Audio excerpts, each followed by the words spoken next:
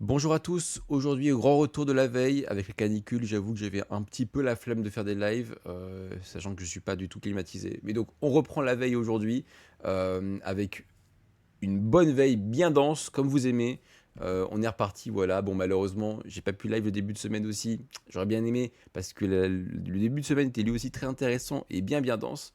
Mais du coup, voilà, bonjour à tous, asseyez-vous, on va parler de plein de trucs, c'est intéressant. Voilà pour la petite introduction. Alors, on va aller du côté du coup de mon document qu'on va ouvrir comme ça et on va passer en revue un peu tout plein de choses. Alors, ça c'est un peu le truc qui a fait le tour de la sphère des médias numériques hier. D'anciens employés de Meta portent plainte contre Meta pour utilisation présumée de systèmes d'IA biaisés lors de licenciements. En gros, Meta aurait utilisé des IA pour définir qui étaient les salariés à licencier. Et du coup, il y a une plainte qui est déposée à ce sujet, puisqu'ils ont réduit leurs effectifs en tout de 10% en mai. Alors, 26 employés de Meta ont porté plainte contre l'entreprise, l'accusant d'avoir utilisé des outils d'IA biaisés qui auraient sélectionné de manière disproportionnée des personnes en congé maladie parmi les candidats au licenciement. Rapporte Reuters. Ah ouais, donc en plus ça ciblait les gens qui étaient potentiellement malades, donc c'est encore pire que ce que je le pensais. Tous les plaignants ont été touchés par la dernière vague de licenciements chez Meta, qui a touché environ 8000 employés dans l'espoir de compenser les investissements dans l'entreprise, dans l'IA et les infrastructures de centres de données. Bah oui, parce que du coup, vu qu'il faut envoyer des bons signaux aux investisseurs, du coup, il faut absolument virer des gens parce que sinon, il n'y a pas assez, il y a pas assez d'argent, bien sûr, hein. C'est pas comme si c'était une entreprise qui était multimilliardaire, hein. Bref. Meta est accusé du coup d'avoir utilisé un système complexe d'IA pour sélectionner les employés à licencier. Ce système inclurait un assistant IA interne nommé MetaMate, des agents second cerveau formés par les employés, des tableaux de bord d'utilisation des jetons IA et des données de surveillance, des frappes au clavier et d'activité. Oh là là là là là là là là, quelle catastrophe. Oh, bonjour Licia. Et Licia qui prend un abonnement, c'est vrai. Ah, j'ai oublié de le préciser, mais oui, maintenant vous pouvez vous abonner à ma chaîne. C'est vrai. C'est vrai, c'est vrai, c'est vrai. Merci Licia pour l'abonnement, c'est super gentil. Voilà, si jamais vous le souhaitez, vous pouvez vous abonner. Ça coûte, je sais pas, 5 euros, je crois. C'est bien sûr pas du tout obligé. Et sachez aussi que j'ai un Ko-fi maintenant. Voilà, j'ai les deux. J'ai les deux. Donc si jamais ça, vous voulez pas passer par Twitch, bah n'hésitez pas. Vous pouvez passer par autre chose. Mais voilà. Si jamais vous voulez me soutenir dans ma quête pour essayer de vivre de ce que je produis tous les jours, vous avez le Twitch du coup qui permet de vous abonner à mes contenus, mais aussi au Kofi. Et merci à Alicia du coup de t'abonner, c'est super gentil. Je suis là parce que c'est la guerre au boulot. Force à toi, Line Out, et bonjour à toi aussi. Voilà. Merci beaucoup, Alicia, pour l'abonnement. Ça me touche beaucoup. Ça me touche beaucoup. Le problème, selon la plainte, est que le système de Meta ne prenait pas en compte les employés en congé familial ou maladie, ni ceux dont l'handicap pouvait affecter leur productivité, alors même qu'ils se trouvaient dans l'incapacité d'utiliser davantage de jetons ou d'interagir avec d'autres outils d'IA. Ah, en gros, putain, c'est un truc de ouf. En gros, ils ont utilisé une IA pour choper qui n'utilisait pas assez d'IA et du coup savoir si tu étais assez productif ou pas. C'est quand même dingue. C'est quand même dingue. Il est démontré que chacun des plaignants a pris, demandé ou obtenu l'autorisation de prendre un congé protégé par la loi, a tenté de prendre un congé protégé et a subi des entraves ou a demandé ou obtenu un aménagement raisonnable en raison d'un handicap dans les 24 mois suivant son licenciement. Putain. Eh ben, méta, méta. La honte, hein. La honte. Ben ça, vous voyez, on va le garder de côté parce que je trouve que c'est un truc super intéressant de voir comment est-ce que un système d'IA peut être utilisé pour licencier des personnes en plus construite par une des entreprises qui fait le plus d'IA aujourd'hui. Donc forcément, forcément très intéressant, je trouve.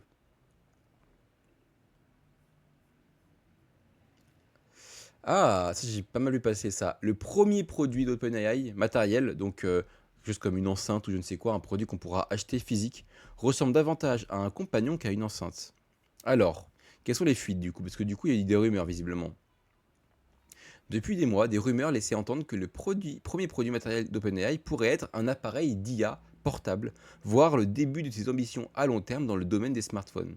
En réalité, le premier gadget de l'entreprise pourrait bien être plus simple, mais sans doute plus ambitieux. D'après des sources proches du dossier, il permettra de contrôler des appareils domotiques, de lire des fichiers multimédia, de répondre à des questions et à des messages et d'exploiter l'ensemble des fonctionnalités offertes par ChatGPT. Pour le moment, ça ressemble un petit peu quand même à une enceinte portable, quoi. Le premier appareil d'IA d'OpenAI pourrait bien être une enceinte connectée, suite aux nombreuses rumeurs selon lesquelles l'entreprise travaille sur un appareil d'IA portable et pourrait même lancer un smartphone à terme. Ok. D'après un article de Bloomberg, cette enceinte servira d'assistant virtuel à l'apparence humaine, s'intégrant directement à l'écosystème de la maison connectée. Et le problème, c'est qu'ils vendent pas de trucs de maison connectée, OpenAI, donc je sais pas comment est-ce qu'ils arriveront à faire un truc qui soit stylé, en vrai de vrai. Parce que pour le coup, Google Home et tout, ça fonctionne déjà très bien, donc bon. Bien qu'il ressemble à une enceinte connectée, Bloomberg indique qu'OpenAI considère ce produit en interne comme bien plus ambitieux. Son premier ordinateur doté d'une IA native. En clair, il pourrait s'agir d'une incarnation physique de l'assistant vocal ChatGPT conçu pour rester à proximité et apporter une aide proactive tout au long de la journée sans attendre que les utilisateurs posent des questions. Bah ouais, mais j'ai pas envie qu'une enceinte vienne me parler tout seul, quoi. Plus particulièrement, l'enceinte arborera une conception mécanique lui conférant une certaine flexibilité de mouvement et d'orientation. Ah, donc un truc qui bouge un peu, quoi. La rendant ainsi plus vivante que les enceintes connectées actuelles. Ok, ok, intéressant. Intéressant, intéressant. Donc le truc live vocal, du coup, j'imagine que ce sera le truc de fond, quoi. Tu pourras parler avec à longueur de journée.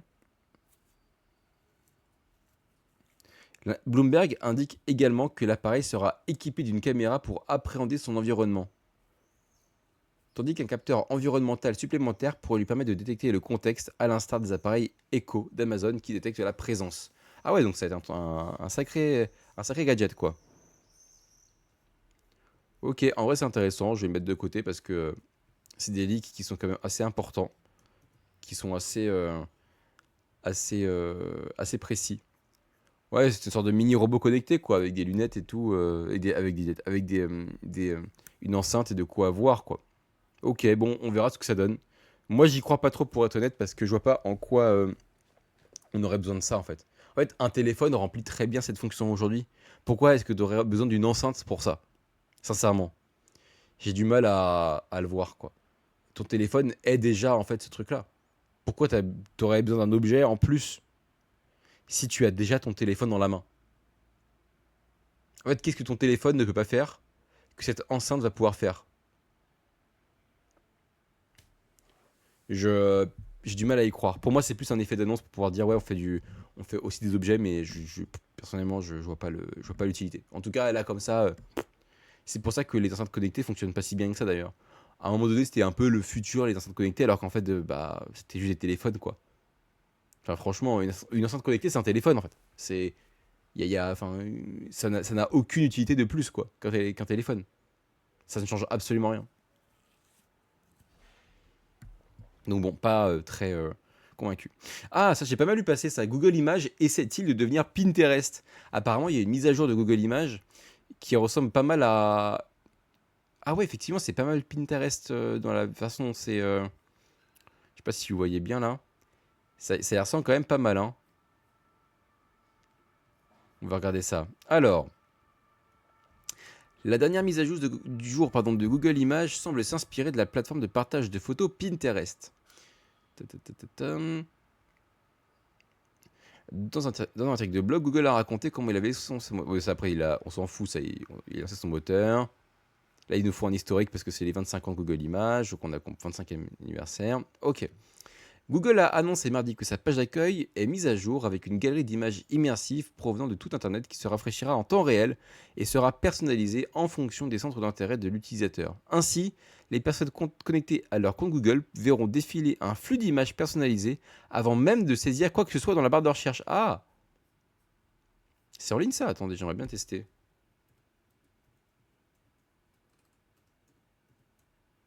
Ah mais comment je fais pour y accéder en fait? Comment je fais pour y accéder? Ah, pour le moment, moi, j'ai pas la mise à jour. Dommage. J'aurais bien aimé voir ce qu'ils allaient me pousser. Lors de la navigation, les utilisateurs pourront également enregistrer des images dans les collections à l'instar des tableaux Pinterest. Ces collections apparaîtront sous forme d'onglets au-dessus de la galerie principale. Putain, c'est intéressant en vrai, hein. C'est pas con ce qu'ils font, hein, parce que Google, ils ont la ressource pour ça, hein.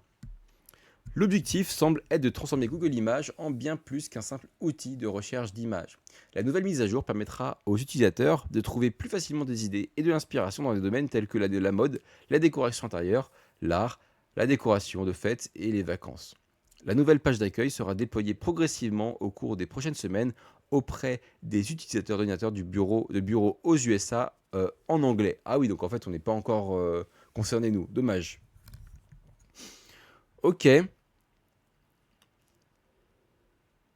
Et apparemment, il y a un truc par rapport à l'IA. Oui, bon, après, ça, c'est autre chose. Moi, ce qui m'intéresse, c'est le fait qu'il transforme Google Images, en fait, où tu pourras y accéder et avoir déjà du contenu qui te sera poussé avant même que tu fasses des recherches. Je trouve ça assez intéressant, le fait qu'il y ait des pins et tout, un peu comme dans Pinterest. En vrai, ça peut être un sérieux concurrent, hein. Ça pourrait vraiment venir poser des soucis à Pinterest, je pense. Donc, vrai move intéressant de la part de Google. On verra ce qu'il lancera d'ici quelques mois quand cette fonctionnalité sera disponible à tout le monde. Mais je pense que d'ici un mois, à mon avis, on y aura tous accès. Ils vont faire un test aux USA et puis après, en fonction, ça arrivera chez nous, quoi. En tout cas, je l'espère parce que c'est intéressant. J'aimerais bien l'utiliser pour tester. Ah, ça pareil, ça a beaucoup fait parler. Trois éditeurs contestent la violation du droit d'auteur de l'IA par Google. Il s'agit de la dernière série la dernière série d'efforts visant à obtenir une compensation de la part des entreprises d'IA pour les supports de formation. Ouais, c'est ça, c'est pour le coup, c'est des, du coup, c'est des, il y a Hachette Book Group, Cengage Learning et Elsevier qui ont porté plainte dans une action collective contre Google en l'accusant d'avoir enfreint la loi sur le droit d'auteur en utilisant leur œuvre pour entraîner son intelligence artificielle sans avoir payé de droits. On est sur un truc un peu classique, hein. Hachette Book Group égale Bolloré, non. C'est fort possible, ouais. C'est fort possible. Google a reproduit des millions d'œuvres protégées par le droit d'auteur sans autorisation, sans verser aucune compensation aux auteurs ni aux éditeurs, et en sachant pertinemment que ces agissements violaient la loi sur le droit d'auteur, Google a également retiré le nom de CMI des œuvres protégées qu'il a volées afin de dissimuler ses sources de formation et de faciliter leur utilisation non autorisée. Ok. Outre la violation présumée du droit d'auteur relative à la formation, la plainte soutient que Gemini autorise, voire encourage parfois la création d'œuvres contrefaites, toujours sans mention de l'auteur ni compensation pour les auteurs ou leurs éditeurs. La plainte précise, Google sait pertinemment qu'en l'absence de garde-fous appropriés, Gemini continuera de produire des résultats se substituant aux œuvres protégées par le droit d'auteur sur lesquelles il a été entraîné. Or, Google n'a pas mis en place de garde-fous efficaces. Voilà, bon bref, c'est le monde littéraire qui continue à porter plainte contre Google. Et en vrai, même si on n'aime pas Bolloré, tout ça et tout, je pense que c'est à raison, puisque il y a de fortes chances qu'il y ait eu des livres qui étaient utilisés dans les modèles d'entraînement. Écoutez, intéressant, c'est une plainte en plus qui concerne Hachette, qui est un groupe français notamment. Donc pourquoi pas le mettre dans ma veille, je verrai à la fin si elle y sera. Mais en tout cas, je me le mets de côté, je trouve ça plutôt intéressant. Ah putain, j'ai vu passer ça aussi. Les livres audio créés par l'IA peuvent-ils être de meilleurs narrateurs que les humains? Cette étude indique que de nombreux auditeurs le pensent. J'ai été choqué en voyant ça. Une étude qui montre que des gens préfèrent les narrations de livres audio faites par IA. J'ai besoin de comprendre. On pourrait penser que la plupart des auditeurs préféraient une voix humaine à une voix de synthèse. Mais une nouvelle étude prouve le contraire. Mais je n'arrive pas à y croire. Parce que les voix de synthèse que moi j'ai en... Alors peut-être que, vu que quasiment toutes les boîtes qui font ça le font en anglais, peut-être que les voix anglaises sont meilleures. Mais les voix françaises, moi, des IA, je trouve ça horrible, quoi. Edison Research a interrogé 1005 amateurs de livres audio de fiction en mai 2026 pour une étude commandée par Spoken, une entreprise spécialisée dans l'audio par IA. Étonnamment, les auditeurs ont mieux noté la narration par IA sans même savoir qu'il s'agissait d'une IA avant de l'écouter. Putain, c'est dingue. C'est dingue. Les chercheurs ont divisé les participants en deux groupes. Le premier groupe a entendu un extrait narré par un comédien de doublage, tandis que le second a entendu le même passage grâce à la technologie multicast de Spoken, qui attribue une voix distincte à chaque personnage d'une scène. Ah mais c'est ça la différence aussi. C'est ça la différence. Il n'avait pas dit ça. Personne ne savait au préalable qu'il s'agissait d'une voix humaine ou d'une voix générée par IA. La question c'est est-ce qu'à la fin les gens ils l'ont compris? Les chercheurs du Edison Research, ça s'appelle. D'après le résultat, 61% des auditeurs ont jugé favorablement la version multicast contre 53% pour le narrateur humain. La narration par IA a également obtenu de meilleurs résultats en termes de qualité perçue et d'engagement global. Eh bien, les chercheurs affirment que ces résultats témoignent d'une évolution des mentalités vis-à-vis des narrations générées par IA, ok, notamment lorsque la présence de plusieurs voix off offre une expérience d'écoute plus immersive. En fait, c'est ça le vrai fond de l'affaire.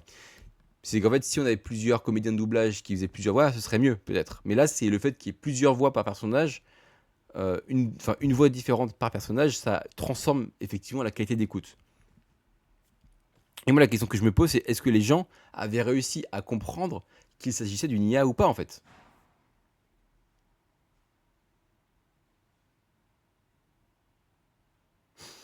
Il est également reconnu que les livres audio à bas coût produits par IA ont fait l'objet de critiques justifiées, citant des projets comme la version de l'Odyssée d'Homère narrée par une IA et lue par Michael Caine, comme exemple d'une technologie qui nécessite encore d'être perfectionnée. Ok. Bon, c'est quand même intéressant, hein.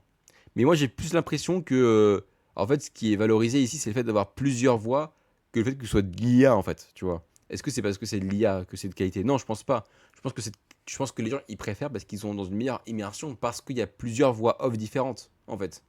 Mais que si tu embauchais plusieurs comédiens de doublage, bah, en fait, tu aurais peut-être une meilleure qualité perçue. Bon,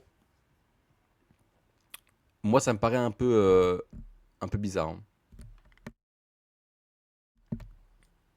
Alors, à creuser, mais Edison Research, c'est plus un institut de sondage qu'un institut universitaire ou de recherche. Donc, niveau objectivité, je doute. Ouais, pareil. Je trouve que l'étude, elle est un peu bizarre, là. Un peu bizarre. Ah, ça, pareil, ça a beaucoup tourné. L'État de New York devient le premier État à imposer un moratoire d'un an sur les nouveaux centres de données. En gros, ils ont mis en pause la construction de centres de données, je crois. En gros. Le gouverneur, la gouverneure, pardon, Cathy Hochul, a publié un décret exécutif imposant une suspension d'un an à l'échelle de l'État des grandes installations utilisées pour alimenter les produits d'IA qu'elle a signé lors d'une conférence de presse en milieu de matinée. Ouais, en gros, ils font une pause. Alors que le développement des centres de données menace de faire grimper la facture d'énergie, d'épuiser nos ressources naturelles et de créer de l'incertitude pour les New-Yorkais, il est de ma responsabilité d'agir et de montrer l'exemple. Le décret suspendra le processus d'autorisation de l'État pour les centres de données. Hyperscale proposé défini comme ayant une capacité électrique de plus de 50 MW et ordonnera aux organismes de réglementation de l'État de créer des normes axées sur les impacts environnementaux, la demande énergétique, la consommation d'eau et d'autres facteurs, a déclaré le bureau du gouverneur. En fait, c'est intéressant, mais c'est quand même une information qui est très liée aux États-Unis. Du coup, je sais, genre, c'est intéressant, mais je sais pas si moi je vais le mettre dans ma veille parce que c'est un truc qui est très américano-centré, quoi. Et du coup, je pense que les gens qui vont lire le truc, ils vont se dire oui, bon bah écoute, ok, mais hmm.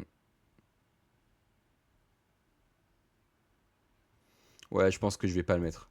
C'est intéressant, mais je vais pas le mettre.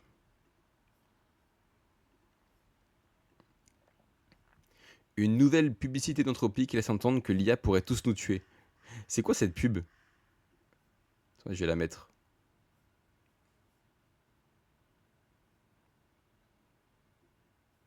Ouais, je vais mettre ça.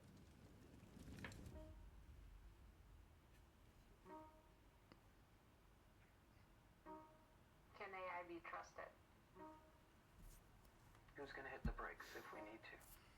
How do we really ensure that what we're aiming to achieve really does benefit the majority of people? If it ends up taking Mhm. almost all the jobs, C'est vrai que ça fait un peu dark, what hein. does it mean to work? But wait a minute. Why do we have to have this stuff?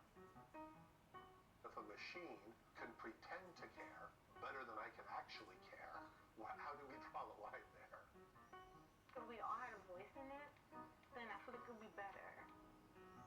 Could AI help people stop feeling misunderstood? Could AI help me build more connections in the community? Can AI help me be a better teacher, a better mom? Maybe it'll Hmm. great things, you know, things that we're not even at the cusp of understanding. En fait, ça s'améliore au fur et à mesure.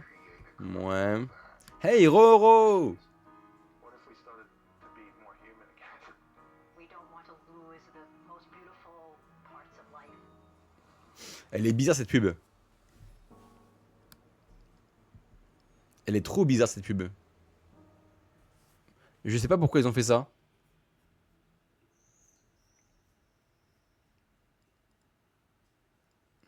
Je vois le côté un peu humain et tout.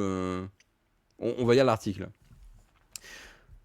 Anthropic fait ce qu'elle fait de mieux, adopter une attitude des plus bienveillantes pour vous convaincre qu'elle est du bon côté du secteur. Ouais, c'est un peu ça en fait. C'est un peu ça. En gros, il y a les bonnes IA et les mauvaises IA en fait. J'ai l'impression que c'est un peu ça le message. La semaine dernière, la startup d'IA la plus valorisée au monde a dévoilé une nouvelle publicité adoptant une approche inédite pour promouvoir sa technologie. Plutôt que de se plonger d'emblée dans un optimisme débordant, elle débute par une série d'images sombres, tandis que les voix off de différents intervenants posent des questions pertinentes sur l'IA. On pourrait comprendre qu'on croit regarder un message d'intérêt public. Ça commence par une maison en feu, ce qui est toujours de bon augure. Quand quelqu'un demande « Peut-on faire confiance à l'IA ?», on nous montre ce qui ressemble à des images de vidéosurveillance. Un algorithme d'IA scrute les visages de toutes les personnes présentes dans la foule. La séquence la plus frappante arrive juste après. Qui va freiner si besoin est ? Demande une autre voix, puis on découvre l'image d'un cimetière bordé de centaines de pierres tombales. Inutile de demander à Claude de vous l'expliquer, Anthropic reconnaît clairement la crainte que l'IA puisse tous nous anéantir.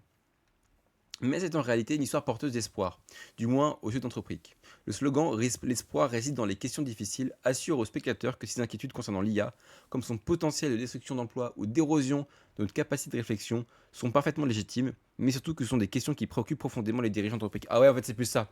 C'est en fait pour dire, en fait, vous avez des questions qui sont graves, sachez qu'on se les pose aussi, et qu'on ne les prend pas à la légère.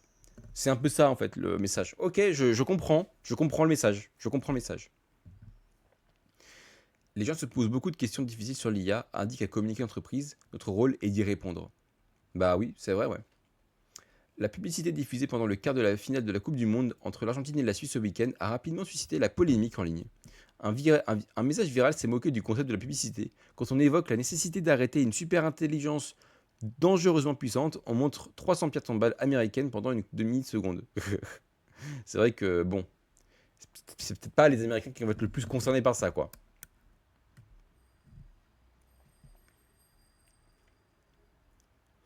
Cette publicité résume parfaitement Anthropic. Un élément clé de la mythologie de l'entreprise est qu'elle est fondée par d'anciens employés d'OpenAI désireux de se concentrer sur le développement d'une IA sûre. Ah, je savais pas ça.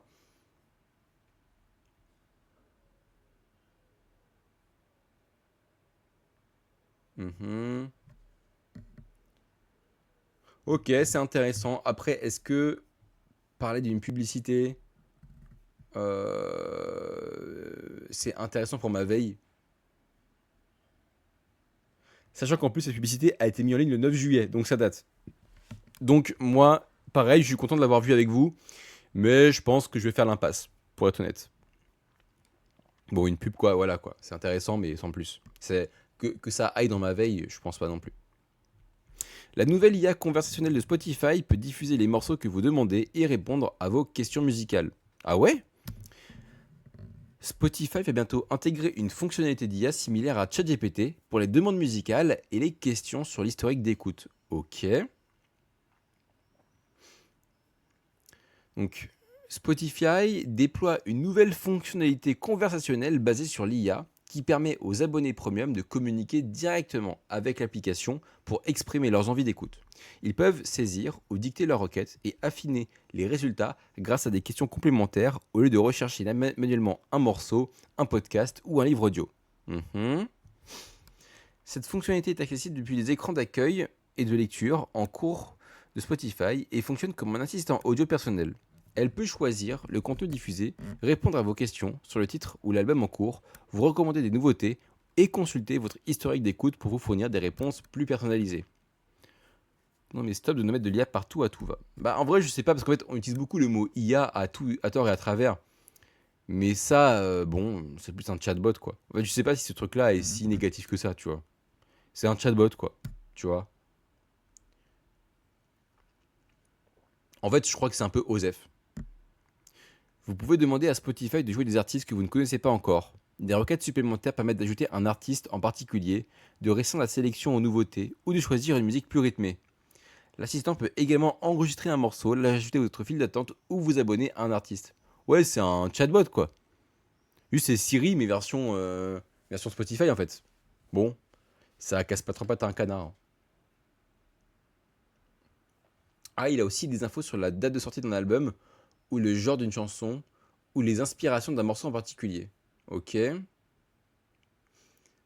C'est aussi compatible avec les podcasts et les livres audio. Oh, merci, petit Scarabée, pour l'abonnement. Merci beaucoup, c'est super gentil. T'es la bosse. C'est très gentil, merci. Ça me soutient et ça va beaucoup m'aider. Tu es la deuxième personne abonnée. Enfin, j'avais déjà eu des abonnements avant, malheureusement. Du coup, il y a 3, 4, 5, il y a 5 ans, je crois. Et donc, malheureusement, vous n'avez pas les badges fondateurs. Ça me fait trop chier. Je viens d'arriver sur ordi, lol. Ah bah, t'as bien raison. T'as bien raison de pas le faire sur téléphone. C'est des coûts en moins. Merci beaucoup, en tout cas. Ça me fait vraiment plaisir.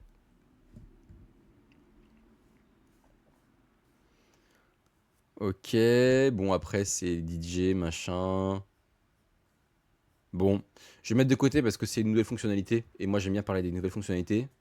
Mais je trouve que ça casse pas trop patin à un canard et je le dirais quoi. Parce que du coup, je pense que je vais faire une petite take sur le sujet. Ah, bah ça du coup, c'est le sujet dont on a parlé tout à l'heure avec le groupe Hachette. Donc on va pas le mettre vu que en fait, je l'avais déjà mis. J'ai juste sélectionné 2 fois sans faire exprès. La fonction de traduction par IA de Grok met des mots indiciblement macabres dans la bouche des utilisateurs. Ah, j'imagine que la traduction doit être très mauvaise et du coup ça doit créer des problèmes en gros, on va le dire ça. Grok, le chatbot d'IA de Musk, s'est depuis longtemps forgé une réputation de crise de colère horriblement raciste, de facilitation des abus sur enfants et de divulgation des adresses personnelles des utilisateurs. Il n'est donc pas surprenant que sa prétendue traduction soit elle aussi une réussite. En avril, la plateforme de médias sociaux X, à propriété de quasi-milliardaires, machin, bref, a mis en place des traductions automatiques par IA. Et le résultat est sans appel. Comme l'a souligné l'écrivain et auteur Parker Molloy dans un récent article sur Blue Sky, la fonctionnalité Grok prend des libertés intéressantes avec les messages, par ailleurs, sincères des utilisateurs. Des captures d'écran montrant comment Grok a complètement raté ses traductions en produisant des hallucinations d'IA choquantes et résolument not safe for work, donc du coup des trucs un peu genre pornographiques, etc. Par exemple, un utilisateur sud-coréen a publié une vidéo par ailleurs anodine de 2 personnages de jeux vidéo, mais la fonction de traduction automatique a prétendu qu'il s'agissait d'une vidéo de sexe avec ma belle-mère. Ah oui, d'accord. Je ne suis pas sûr que ce soit la bonne traduction, a répondu un utilisateur surpris. Ce n'est pas du tout correct, déplorait l'auteur du message original. Ah ouais, d'accord. Carrément, quoi. Une autre publication du compte portugais PopTime montre une vidéo d'un homme préparant une tasse de café élaborée pendant un vol. Mais une prétendue traduction du portugais par Grok affirmait que la vidéo montrait un homme se masturbant en public. Et B, est-ce qu'il y a une réaction de la part de Twitter? Non. Ça, on va mettre de côté, c'est quand même assez intéressant de voir que l'IA hallucine comme ça. Ça me rappelle les vidéos sur le logiciel de transcription automatique d'Apple sur l'audio. Ah ça pour le coup j'ai pas la ref. Mais c'est quand même une dinguerie ce truc là.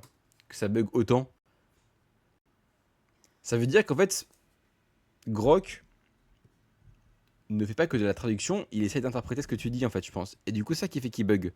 Parce que normalement une traduction c'est censé faire du mot à mot, tu vois. Du coup je comprends pas trop comment est-ce qu'il peut bugger à ce point.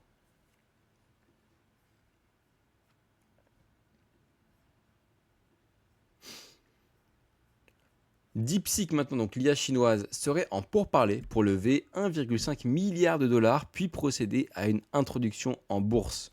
Ça, pour le coup, j'essaie toujours de suivre un petit peu les introductions en bourse parce que derrière, il y a quand même des grosses considérations, c'est des gros événements. Donc, on a déjà OpenAI qui va être en bourse, Anthropic aussi, et maintenant DeepSeek. Donc en gros, des géants de l'IA, c'est intéressant de voir toutes ces boîtes-là arriver. Et là, ce serait un peu je crois que ce serait la première, le premier géant de l'IA chinois qui entrerait en bourse. Du coup, je pense que c'est intéressant à traiter quand même.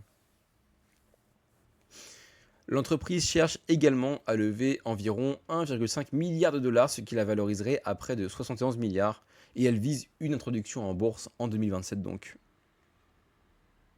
Ah ok, 75, je ne savais pas. En juin, elle représentait près de 23% des dizaines de milliers de milliards de jetons traités par Vercel, une plateforme d'IA dédiée aux entreprises selon la société. À titre de comparaison, Anthropic détenait 32% de ces jetons. Ah oui, donc en fait, sur tous les développeurs qui utilisent Vercel, parce que Vercel c'est un truc pour les développeurs, en fait, 23% des personnes utilisent DeepSeek, en gros, d'après ce que je comprends. Bah écoutez, c'est intéressant. Je vais mettre de côté en mode un peu bref, quoi.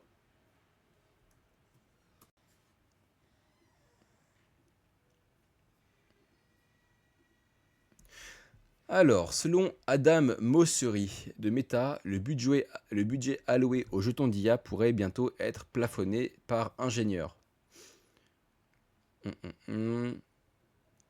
En gros, il y a beaucoup d'ingénieurs qui dépensent des jetons en IA, et Adam Mosseri il dit qu'il faudrait que chacun ait un quota, quoi. Salut Licia, à toutes. Ou peut-être pas, parce que peut-être que mon live sera fini d'ici là, on sait pas. Il reste plus tant de news que ça. Ouais, bon. Que Meta parle de ça, d'imposer des limites de jetons, c'est quand même des news très business, très dev. En vrai, ça m'intéresse pas trop. Ça, c'est vraiment un sujet qui est presque trop technique, je trouve. Donc, on va peut-être pas en parler, je pense. Hop.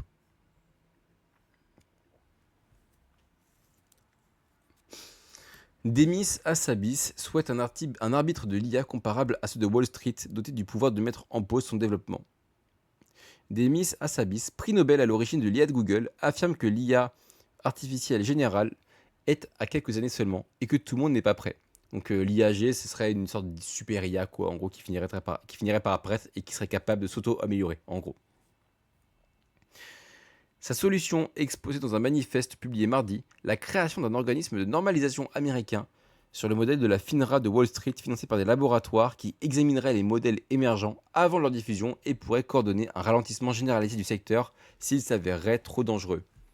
Ok.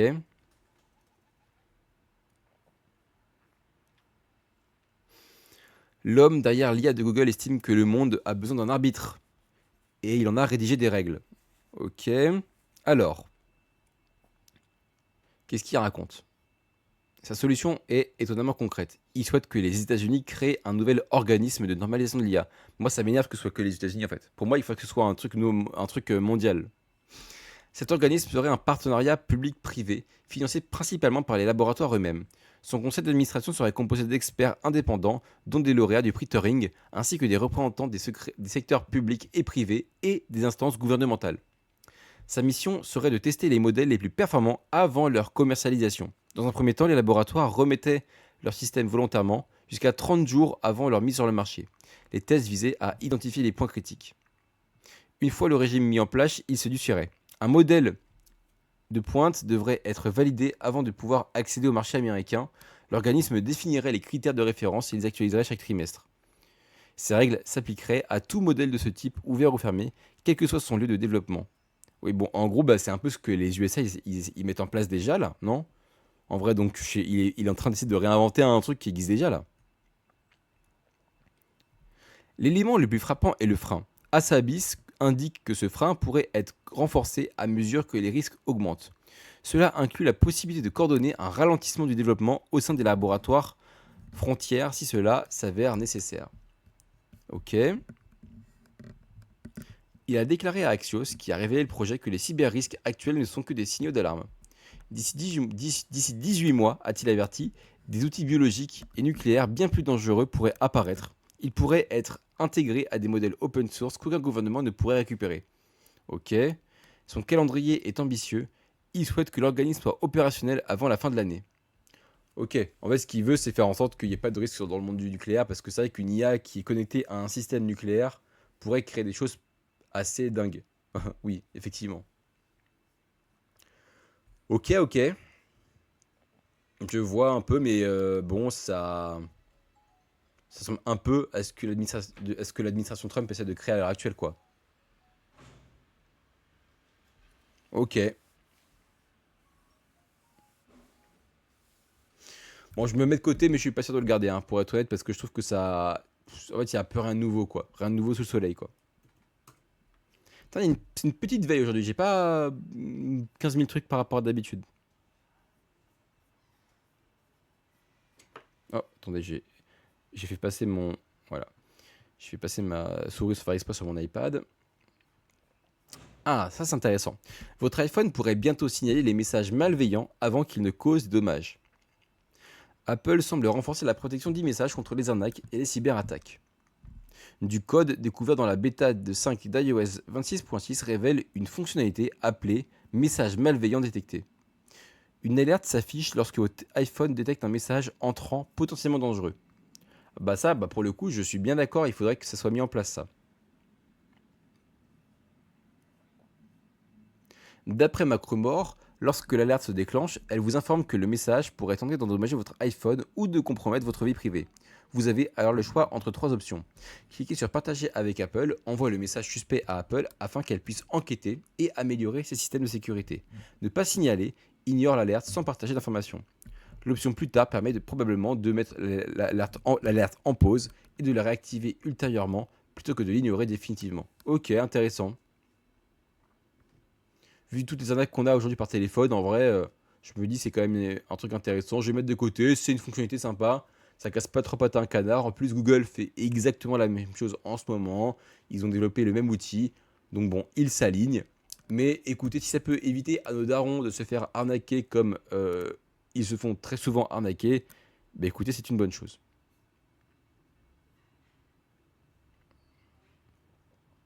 Encore un message ce matin sur ma boîte orange. Ah, mamie. Bonjour mamie. Et oui, bah oui, il faudrait que ça soit plus. Tu as déjà mis un article sur les mails pixels de suivi dans une de tes précédentes veilles. En fait, je me suis dit que tout le monde en avait déjà parlé. Du coup, j'avoue que je l'ai pas mis de côté. Voilà. J'en ai vu. Mais vu que tout le monde en parle, bon, j'avoue que j'ai pas forcément. Je l'ai pas mis. C'est plus pour ça en fait. C'est qu'en fait, tout le monde en avait déjà parlé. Tous les trucs étaient sortis. Du coup, voilà. Salut Félise, tu vas bien ou quoi? Collègue. Félix qui bosse avec moi pour Arthur aussi. On bosse tous les deux pour Arthur. D'ailleurs, il n'y a pas de live de Arthur ce matin, on est d'accord, hein, mon cher Félix, hein? Parce que là, du coup, je me posais la question. Mais il me semble qu'il a dit que c'était mort, là. Qu'il était pas dispo aujourd'hui. Nickel, et toi? Bah, franchement, tranquille. On peut enfin respirer un peu plus, donc voilà. Là, j'ai un courant d'air très agréable qui est sur moi, donc j'en profite. Mais je pense que d'ici une heure, va falloir que je ferme quand même les volets, à mon avis. Alors, qu'est-ce qui se passe? Meta incite les annonceurs à faire analyser leur campagne par ces outils d'IA. Des marques ont confié à Business Insider que les résultats sont souvent illisibles, textes incompréhensibles, images déformées et produits méconnaissables. La réponse de Meta à ces plaintes se résume à c'est votre problème. Je suis mort. Meta incite les annonceurs à confier leur campagne à son IA. Une enquête de Business Insider a révélé que l'outil produisait des textes incohérents, des images déformées et des produits méconnaissables. Ah, d'accord. Je suis mort. En fait, ils ont créé un outil qui permet de créer des publicités. Et cet outil-là ne marche pas bien. Super. Meta souhaite que les marques laissent son IA créer leur pub. Une enquête de Business Insider révèle que cela donne en pratique, ce que cela donne en pratique et le résultat est loin d'être reluisant. Business Insider s'est entretenu avec 8 annonceurs et dirigeants d'agences. Tous ont affirmé que corriger les erreurs de l'IA de Meta était devenu une routine. Selon eux, ces outils sont peu performants et génèrent des informations erronées et des absurdités flagrantes. Les exemples sont assez frappants. Meta a suggéré de transformer la robe pyjama d'une cliente en chemise et pantalon, a expliqué Jessica Gleim, consultante en publicité à BI. C'est trop bizarre. Trop bizarre. Pourquoi est-ce que... En fait, c'est vraiment genre, il faut une réponse, quoi. Ok. Bon, il y a plein d'exemples ensuite. La réponse de Meta renvoie la responsabilité au vendeur. Ces conditions générales stipulent que l'IA peut commettre des erreurs et qu'il incombe à l'annonceur de vérifier les résultats de l'IA. Ok.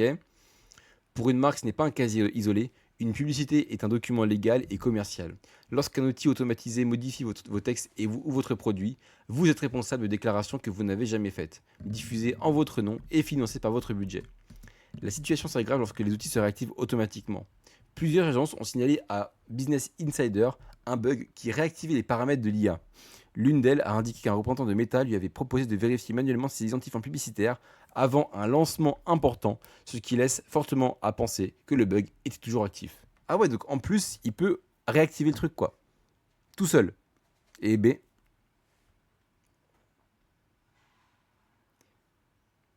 Et B. Bah ça, je le mets de côté.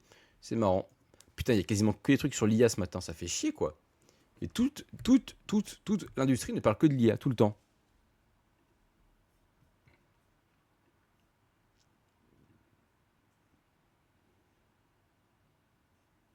Hmm. Ça, c'est un article de... Ouais, mais c'est un article de fond un peu galère. L'IA a rendu les jeux clonés, donc les jeux vidéo clonés, plus faciles à produire que jamais. Ok.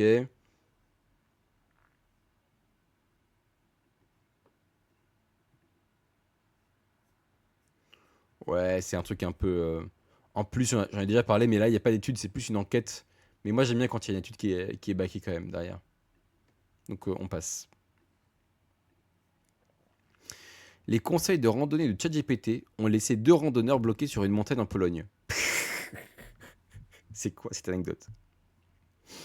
Le chatbot a orienté les 2 personnes vers un itinéraire d'escalade qu'aucun des deux n'avait les compétences pour terminer. Et ce n'est pas la première fois qu'une IA envoie des voyageurs dans un endroit où ils n'auraient pas dû aller. Mais pourquoi tu vas demander à ChatGPT, frère? ChatGPT n'est même pas connecté à Maps. Mais comment c'est possible?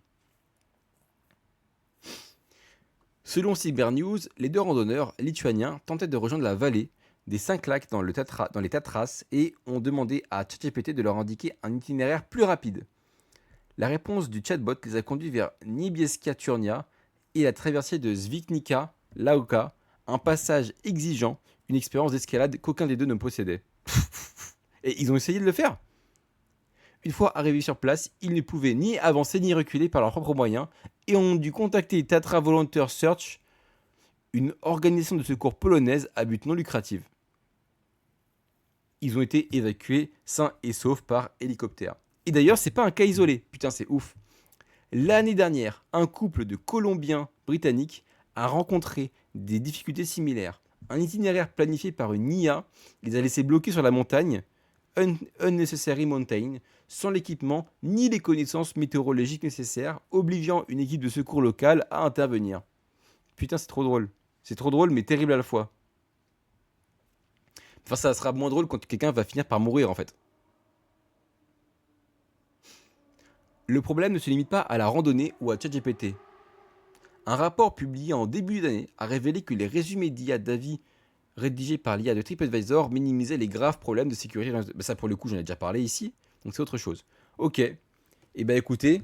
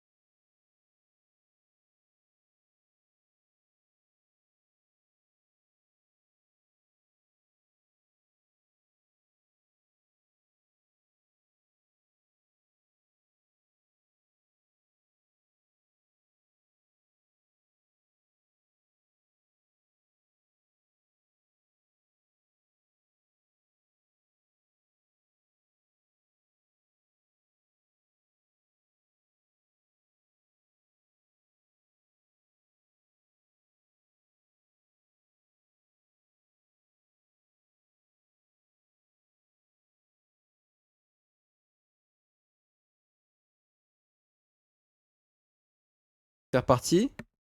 Est-ce que ça parti? Test? Allô? Ouais, ça parti. Il fallait juste que je débranche et que je rebranche, je crois. Normalement, c'est bon, là, je vois. Ok, good. Excusez-moi. Bon, merci de m'avoir prévenu. Ça aurait été terrible que je parle pendant 10 minutes et que personne ne me le dise. Ok, ok. On est parti, pardon, excusez-moi. En gros, on était sur un article là sur Nvidia qui apparemment a mis en place une liste blanche, c'est-à-dire en gros des clients à qui du coup ils avaient le droit de vendre via des critères de sélection qui auraient du coup exclu la moitié des anciens clients d'Nvidia. Ouais, bon, ça c'est très business hein, pour le coup, on va passer je pense aussi. Hein. Très très business pour le coup. Ouais, ça pour le coup je vais passer.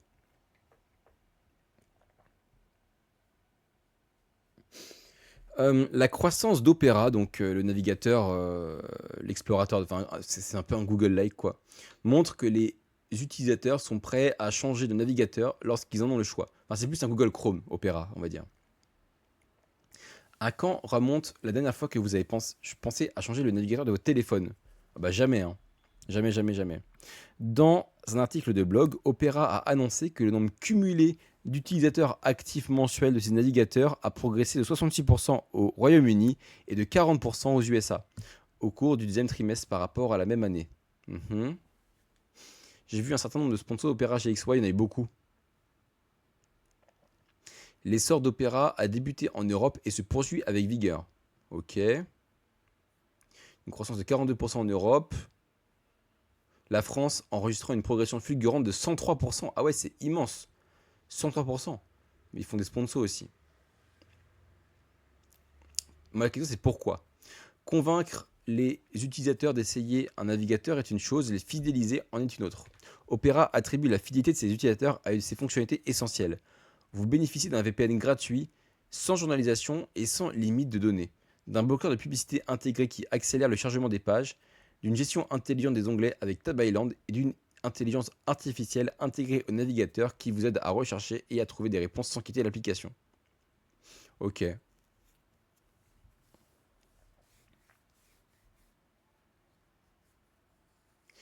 Ouais, c'est vrai que c'est un truc qui est qui est un peu sympa. Ma réunion est si ennuyante. Courage. Parallèlement, Opera pour Android a ajouté un espace dédié au football avec les scores en direct et les statistiques des matchs, ce qui a entraîné une hausse de 70% du nombre de visiteurs dans sa section des scores. Ouais, parce qu'en fait, c'est un Opera, en fait, c'est un logiciel où il y a beaucoup de personnalisation en fait par rapport aux événements, etc. Genre quand tu suis une compétition, ils peuvent t'aider là-dessus. Bon, c'est intéressant, je le mets de côté, mais bon, c'est parce que j'ai pas grand-chose ce matin. Ça, c'est fou, ça fait longtemps que j'ai pas eu grand-chose, quoi.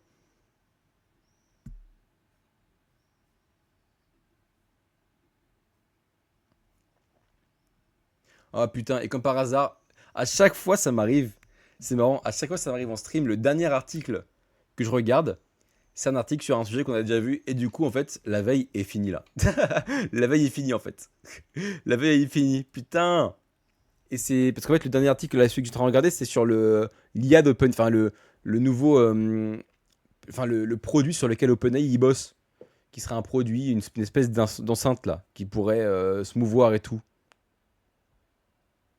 Putain, j'ai déjà fini. Ouais, la veille du jour, elle était pas. Enfin, il n'y avait pas 15 000 trucs. Hein. En fait, ce qui me fait chier, c'est qu'il n'y avait pas. Tu as vu l'éditeur qui pourrait quitter Google pour disparaître de Gemini? Ouais, ça pour le coup, je l'ai mis dans ma veille. Je l'ai vu dans ma veille hier. Et j'avoue que je l'ai pas mise.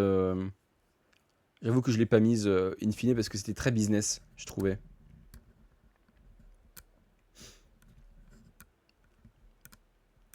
Mais ouais, j'ai vu ça. Et surtout, en fait je pense que j'en parlerai quand ce sera fait, plutôt que quand ce sera. Parce que là, c'est dit, mais moi, j'attends que ce soit fait pour en parler, je pense. Mais c'est vrai que la news, elle est intéressante. Donc voilà. Et en fait, aujourd'hui, il y a beaucoup de sujets sur l'IA, mais il n'y avait pas beaucoup de sujets sur la creator economy, par exemple. Ça me fait chier parce que j'aime bien parler de la création de contenu. Est-ce qu'il n'y a pas des petites vidéos YouTube qui sont sorties là que j'ai pas vues, qui sont intéressantes? Mhm.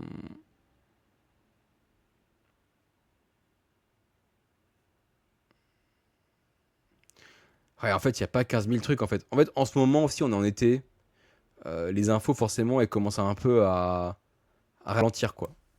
Bah écoutez, c'est la fin de cette veille, du coup, hein.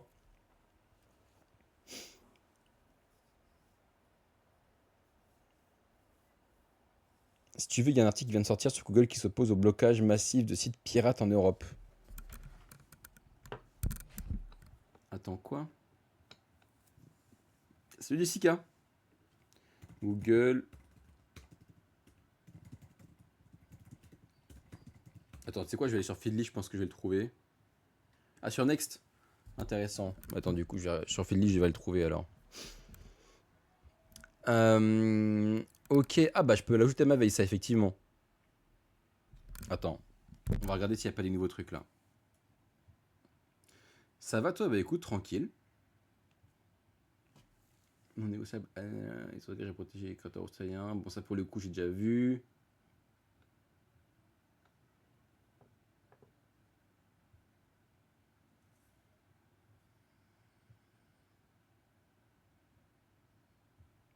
Je regarde en deux spies s'il n'y a pas d'autres trucs depuis ce matin.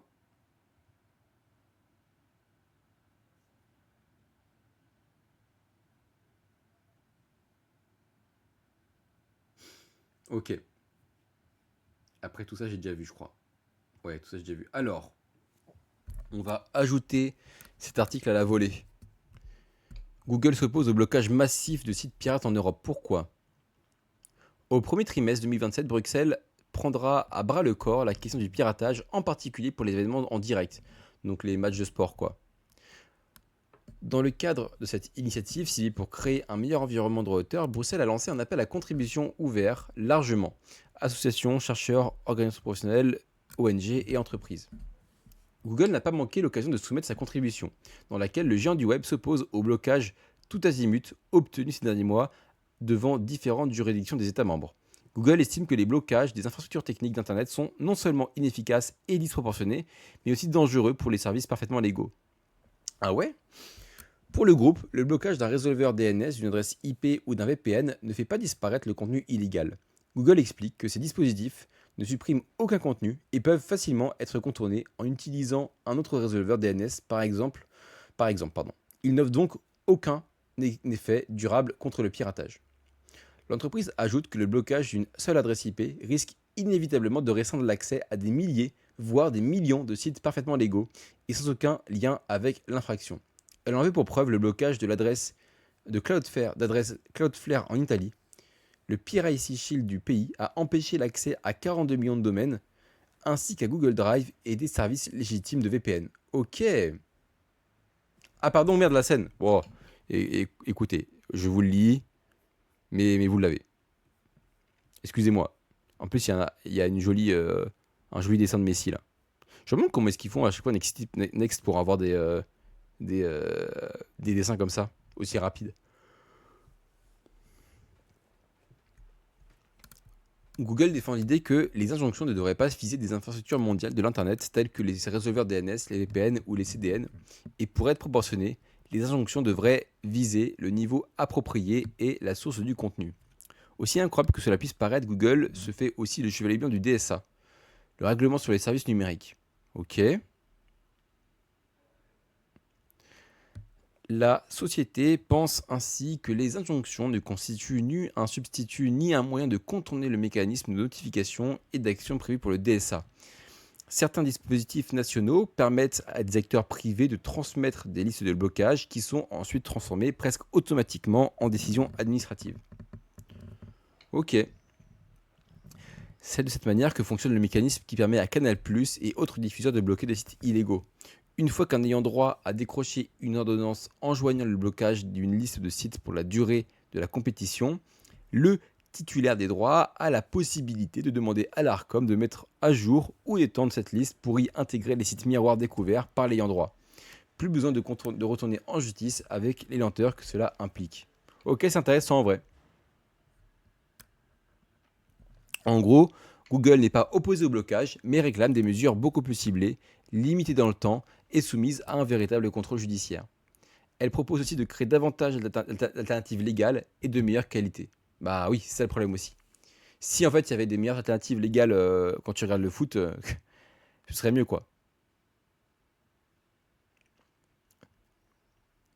Le foot par exemple, enfin désolé, mais quand tu regardes un match de foot aujourd'hui, parfois c'est difficile, hein. Surtout quand il y a un paywall derrière le match où tu es obligé de payer, c'est un peu infernal quoi. Ok, merci pour la passe décisive